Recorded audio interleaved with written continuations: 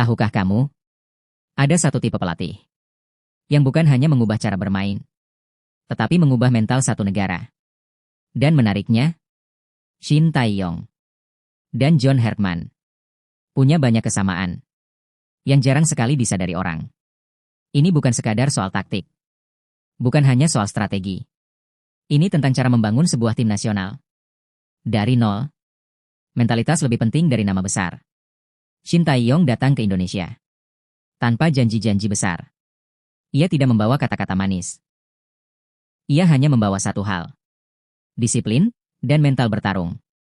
Hal yang sama dilakukan John Herdman di Kanada, negara yang dulu dianggap bukan siapa-siapa di peta sepak bola dunia.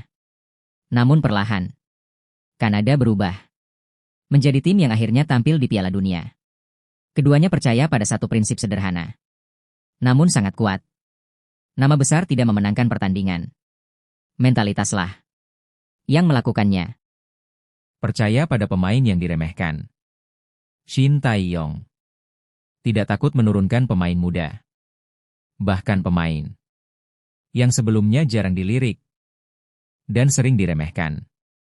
John Herdman pun melakukan hal yang sama. Ia membangun tim dari pemain-pemain yang lapar pembuktian. Bukan mereka yang paling terkenal. Bukan yang paling sering muncul di media. Kesamaannya jelas. Tangan menunjuk kanan, mereka lebih percaya proses, bukan reputasi. Dan hasilnya mulai terlihat. Tim bermain dengan energi, keberanian, dan rasa memiliki yang kuat terhadap lambang di dada mereka. Gaya bermain, cepat, agresif, dan modern.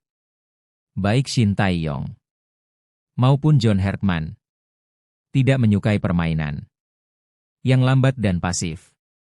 Mereka menuntut satu hal dari timnya: pressing tinggi, transisi cepat, fisik yang kuat, dan disiplin posisi tanpa kompromi.